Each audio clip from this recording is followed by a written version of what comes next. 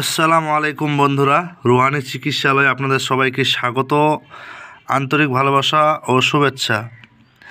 আজকে আপনাদের মাঝে একটা গুরুত্বপূর্ণ একটা ভিডিও নিয়ে আসলাম, একটা বিদ্যা নিয়ে আসলাম, একটা আমল নিয়ে আসলাম।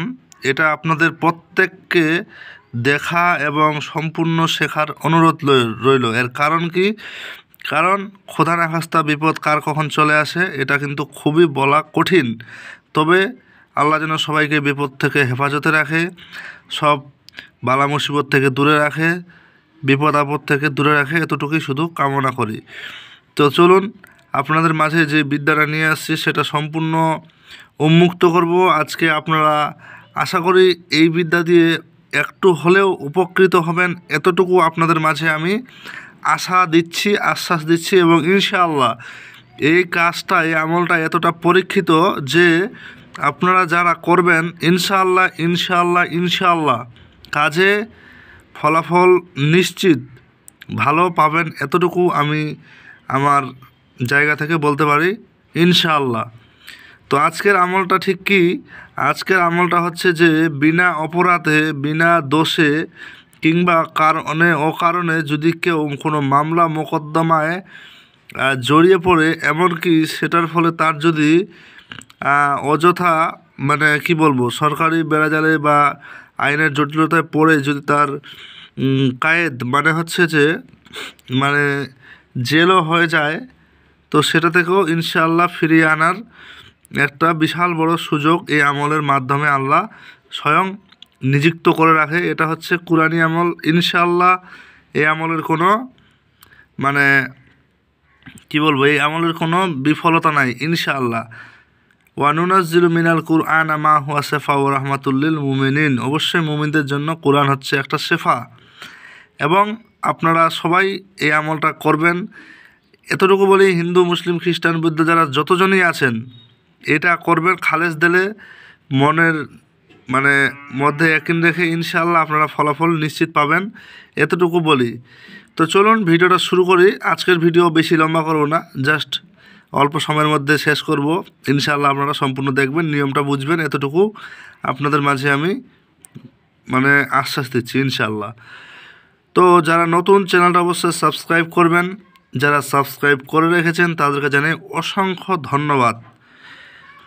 আমার এই চ্যানেল তন্ত্রমন্ত্র, তাবিজ, কবজ, দোয়া, কালাম, বিভিন্ন আমল, অজিফা এবং গাছগাছড়া বিষয়ে এই চ্যানেল রুহানি চিকিৎসালয়। আপনারা অবশ্যই এই চ্যানেলটা সঙ্গে থাকবেন যদি কিছু শেখার ইচ্ছা থাকে, আর যদি না থাকে তাহলে প্রয়োজন নাই। আপনাদের মাঝে হাজারো চ্যানেল আছে, হাজারো ইউটিউব আছে, আপনারা বিভিন্ন জায়গায় ছোটাছুটি করে আপনাদের উদ্দেশ্য হাসিল করার চেষ্টা করতে পারেন, এতে আমার কোনো সমস্যা নাই।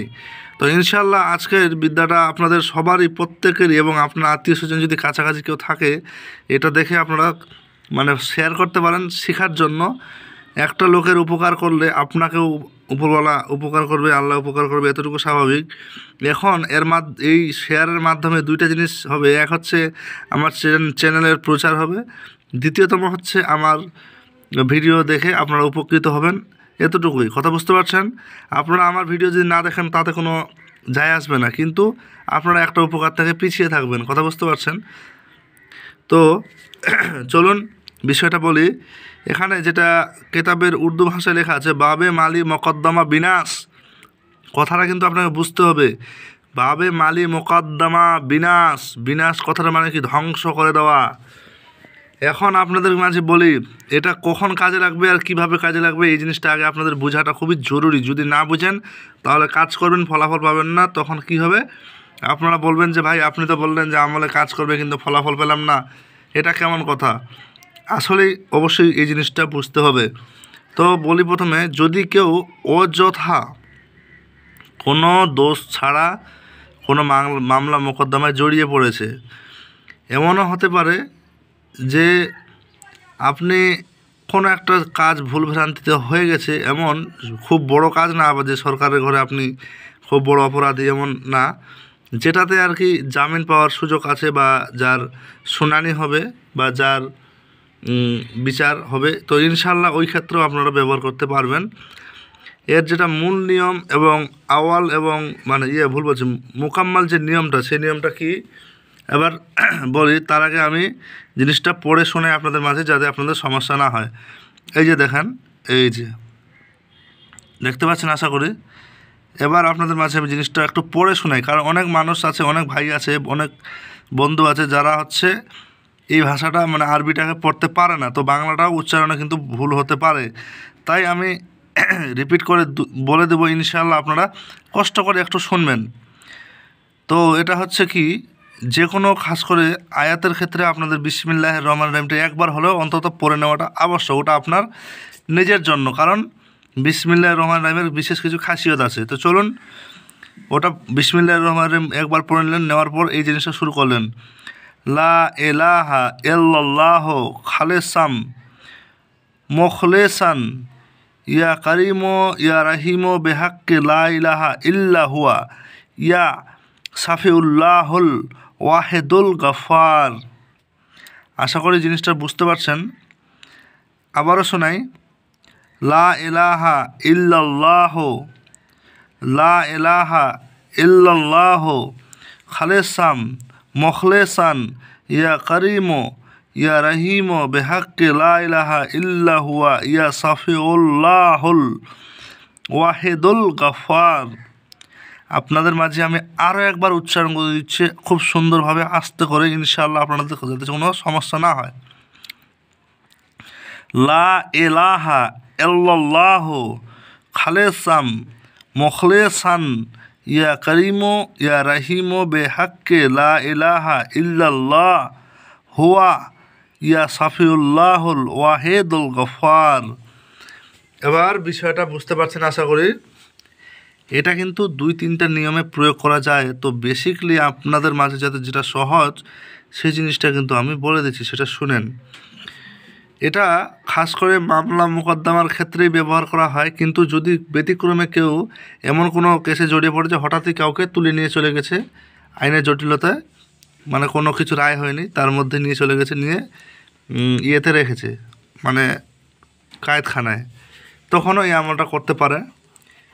এটা কারোর জন্য কেউ করতে পারে বা কেউ করে দিতে পারে, যেমন স্বামীর জন্য স্ত্রী, ছেলে মেয়ের জন্য বাবা মা, এরকম করতে পারে, অসুবিধার ব্যাপার নয়। তবে একটা জিনিস কি, যে ব্যক্তি খুদ মামলা মোকদ্দমায় জড়িয়ে সে যদি নিজে করে তাহলে সবচেয়ে ভালো। এটা কি করতে হবে, এটা নিয়ম যেটা আমি বলে দিচ্ছি, এটা হচ্ছে পশ্চিম মানে পাক সাপ হয়ে পশ্চিমমুখ হয়ে বসে 1000 বার জপ করতে হবে। কথাটা আপনাদের একটু ভারী মনে হলেও একদম খুবই সহজ। 1 ঘন্টা 1.5 ঘন্টা কষ্ট করার ফলে যদি আপনি একটা অন্যায় থেকে মানে নাজাত পেয়ে যান, আপনার একটা ভালো জিন্দেগি পান, তাহলে আপনাদের আমলটা করতে কিসের কষ্ট ভাই? কোনো কষ্ট নাই। আমার কথা বুঝতে পারছেন? এই আমলটা করতে কোনো কষ্ট নাই। আপনাদের যদি 1 বছরের বা 6 মাসের জন্য যদি জেলে পাঠিয়ে দেয়, কথার কথা, বা আর কিছু হতে পারে, আপনি সত্য থাকার পরেও আপনি একটু অপরাধ সাজা পেলেন, তাহলে কিন্তু জিনিসটা খুব কঠিন হয়ে যায়। কথা বুঝতে পারছেন? আরেক ক্ষেত্রেও ব্যবহার করতে পারেন, যদি দেখেন যে জিনিসটা ভুলতে হয়েছে, আপনি তওবা করলেন আল্লাহর কাছে, আল্লাহ আপনার সহায় করবে, সহায় হোক, এতটুকু আমি আশা রাখি। কিন্তু বাকি যে বিষয়টা বললাম, ইনশাআল্লাহ আপনারা 100% রেজাল্ট পাবেন, এতে কোনো সমস্যা নাই। কথা বুঝতে পারছেন? আমার চ্যানেল যদি ভালো লাগে অবশ্যই লাইক, কমেন্ট, শেয়ার, সাবস্ক্রাইব করবেন। ভিডিও শেষে একটা আপনার মূল্যবান মানে কমেন্ট করে যাবেন। আর যদি না ভালো লাগে তাহলে ভাই কোনো প্রয়োজন নাই। ইনশাআল্লাহ আপনাদের সামনে এই বিশ্ব জগৎ অনেক বড়, আপনাদের সামনে পড়ে আছে। তো যাই হোক, আর যারা অনেকেই দূর দূর থেকে কাজ করতে চান, তো আমি ভাই বলি, ভারত ছাড়া, আমি যেহেতু ভারতীয়, ভারত ছাড়া অন্য দেশের কাজ করতে আমার সমস্যা হয়, প্রথম কথা। দ্বিতীয় কথা হচ্ছে কি, যে যারা একান্তই কাজ যদি জিন জাদুর বিষয় হয়, তাহলে কিন্তু আমি যে কোনো জায়গা থেকে কাজ করে দিতে পারবো ইনশাআল্লাহ। এর জন্য আমার সঙ্গে ব্যক্তিগত যোগাযোগ করতে হবে, এবং আমি মানে সরাসরি সামনাসামনি ছাড়া ব্যতীত মানে চিকিৎসা করতে প্রস্তুত থাকি না। কথা বুঝতে পারছেন? তো বিষয়গুলো মাথায় রেখে বাকি বিষয়গুলো বুঝে যাবে। তো যাই হোক, ভালো থাকবেন সবাই। আল্লাহ হাফেজ, দেখা হচ্ছে আগামী কোনো ভিডিওতে। আর একটা কথা শেষমেশ বলে দিই, যারা শেখার জন্য বারবার বলছেন, আমি বলি জিন ও জাদুর বিষয়ক আমি শিক্ষাটা দিতে পারবো, এবং এর বাইরে আমি কোনো শিক্ষা আমার জায়গা থেকে দেওয়ার আমার কোনো ইচ্ছা নাই।